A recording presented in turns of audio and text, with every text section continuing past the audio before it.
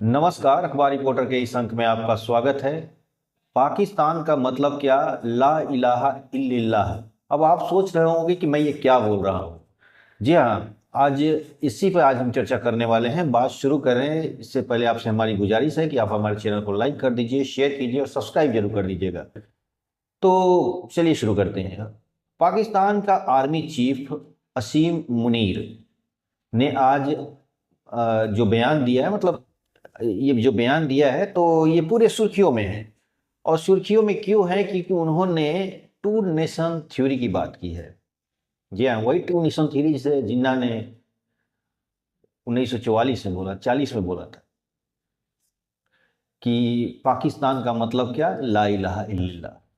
यानी ईश्वर के नाम पे बना है पाकिस्तान, यानी अल्लाह के नाम पे पाकिस्तान बना है। और जैसे कि इमरान खान भी बोलते थे कि पाकिस्तान जो है वहाँ पर मदीना है, ये दूसरा मदीना है। मक्का मदीना है, मुस्लिमों का बहुत पाक जगह है।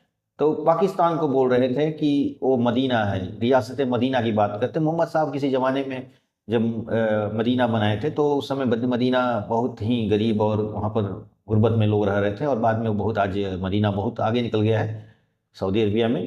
तो कुछ उसी को रेफरेंस देके अक्सर वो बोला करते थे।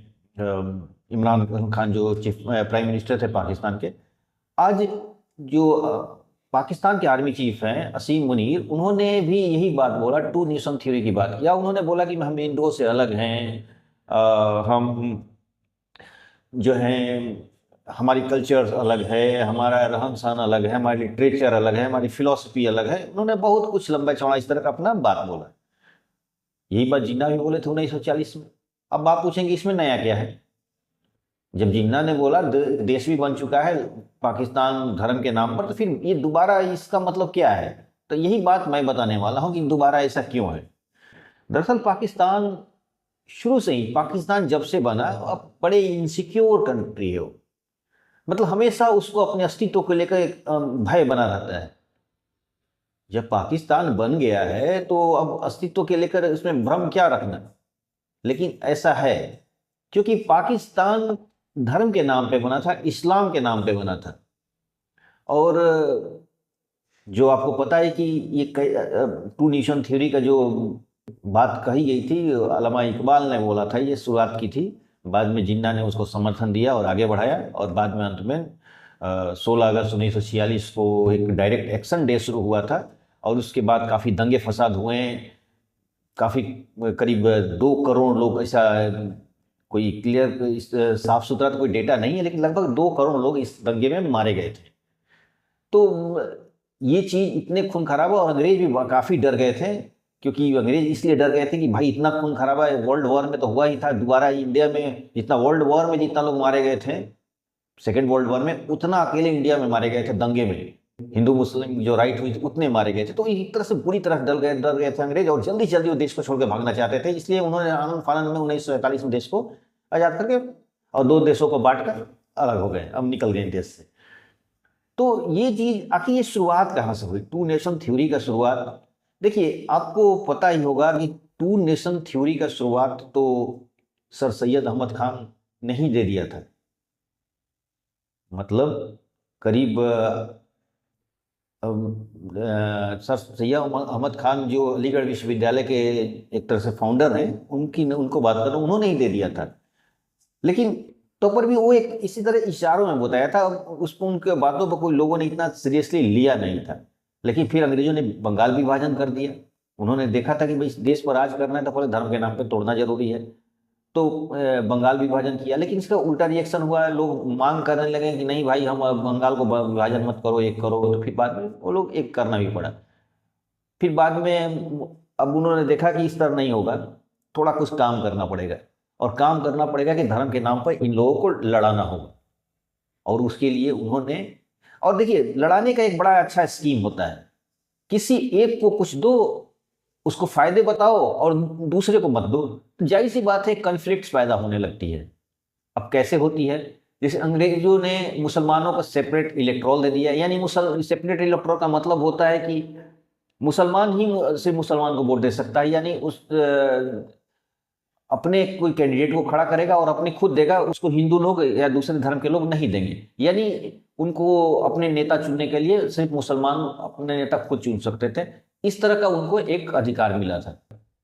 बाद में मुसलमानों को लगा कि ये तो बड़ा अच्छा है, जिससे हिंदुओं ने विरोध किया। हिंदुओं का मतलब यहाँ पर जो कांग्रेस के बड़े नेता थे, मैं हिंदू की बात नहीं कर रहा हूँ, कांग्रेस के नेता ने इसका विरोध किया।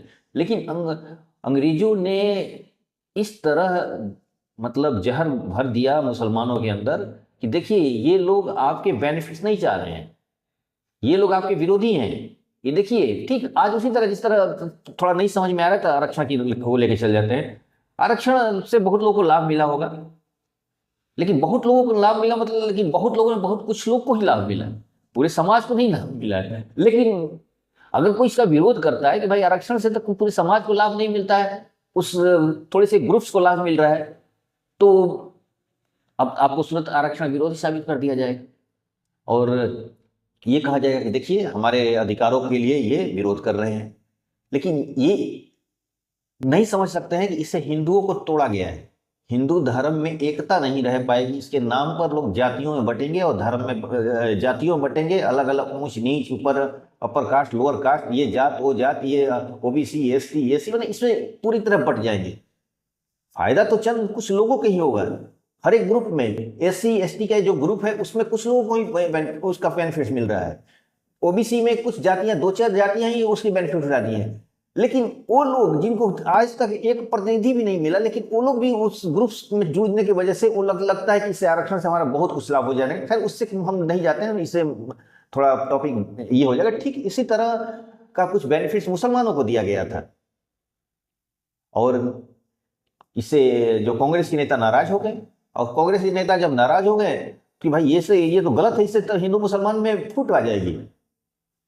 लेकिन अंग्रेजों ने मुसलमानों से ये बोला कि अरे भाई ये देखिए, ये आपकी तरक्की देखना नहीं चाहते, आपको कहीं, और ये नहीं चाहते कि शासन व्यवस्था में आपका अधिकार बढ़े, ये नहीं चाहते हैं कि आपको सत्ता में भागीदारी मिले, जिससे मुसलमान कांग्रेस के खिलाफ हो गए।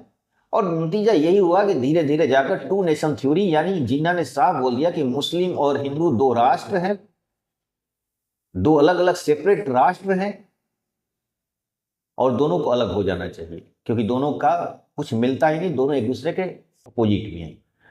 और यही बात 85 साल बाद वहां के आर्मी चीफ असीम मुनीर ने यह बात बोला है। अब जरा सोचिए कि क्यों है, इस समय क्यों बोला है।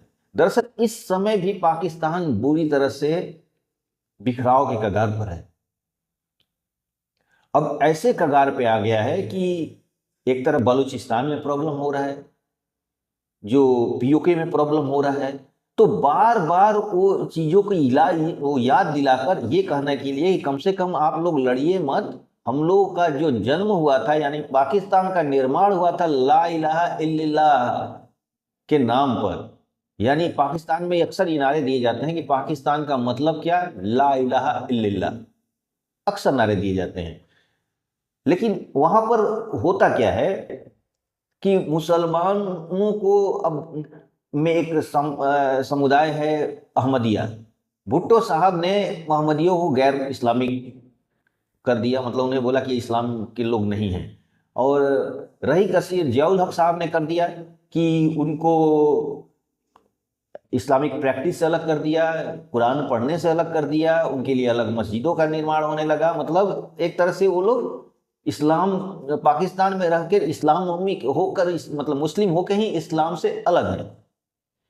ये बांग्लादेश में क्या हुआ, भाषा के नाम पर इन लोगों ने वहां की लड़कियों औरतों को बलात्कार किया, उनके साथ ज्यादतियां की, कितनों को हत्याएं कराई, और वो भी सरकारी स्तर पे आर्मी ने ये काम किया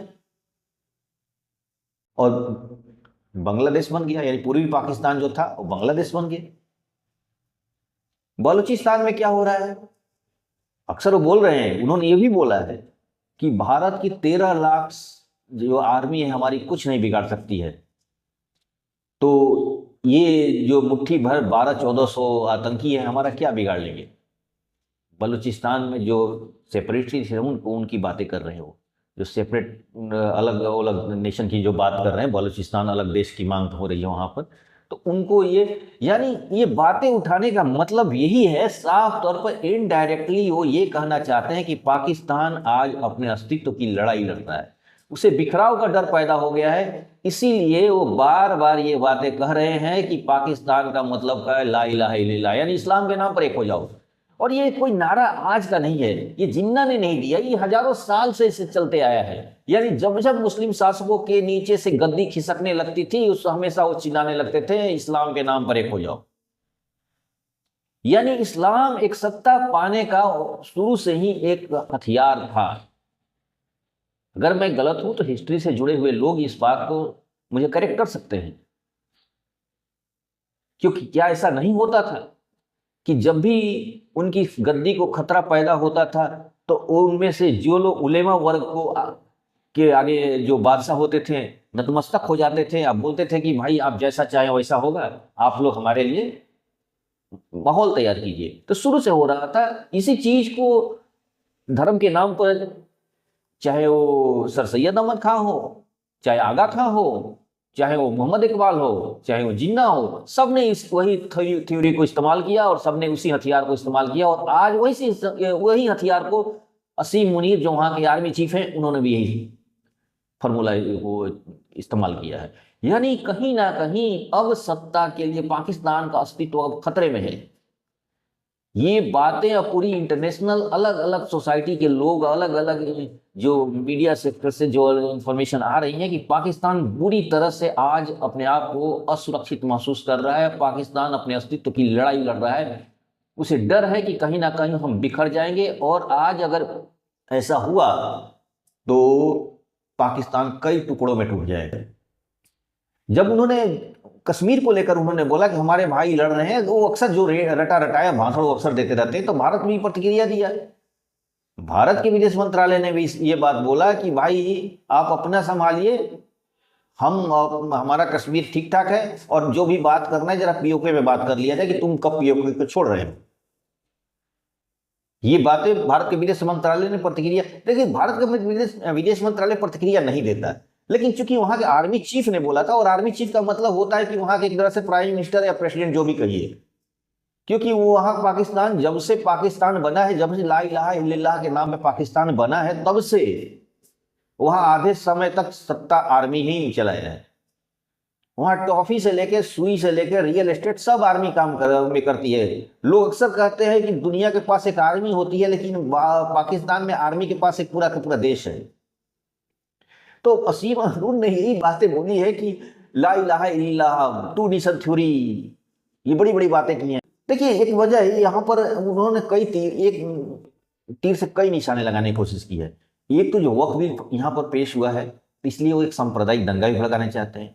वो चाहते हैं कि भारत के मुसलमानों को ला इलाहा के नाम पे उकसाया जाए, और कुछ लोग हिंदू भी अगर ये बात बोलने लगे, देखो भाई पाकिस्तान तो इस्लाम के धर्म के नाम पे बना था, तो यहाँ के लोग जितने मुस्लिम हैं वो पाकिस्तान चले जाए, ताकि हिंदू ये बोलना शुरू कर दें। और बोला भी, इस तरह का गलतियां हमारे देश में लोग करते भी हैं। असम के जो भाजपा के लीडर हैं विश्व शर्मा, उन्होंने भी बोला कि देखिए हिंदू अब एक हो जाओ, क्योंकि पाकिस्तान ने भी बोल दिया कि हमारा एक अलग सेपरेट कल्चर है, और तुम्हें भी अपने धार्मिक और सांस्कृतिक रूप से एक हो जाने की जरूरत है। एकता कोई खराब चीज नहीं है, एकता कोई खराब चीज नहीं है। सभी को अपने धर्म से के मामले में मजबूत होना चाहिए, एक होना चाहिए। एकता अच्छी चीज है, लेकिन एकता से एक दूसरे से टकराव गलत है। वही गलत है कि अब हिंदू एक होना अच्छी बात है, मुस्लिम एक होना अच्छी बात है, लेकिन हिंदू और मुस्लिम के नाम पर टकराव गलत है।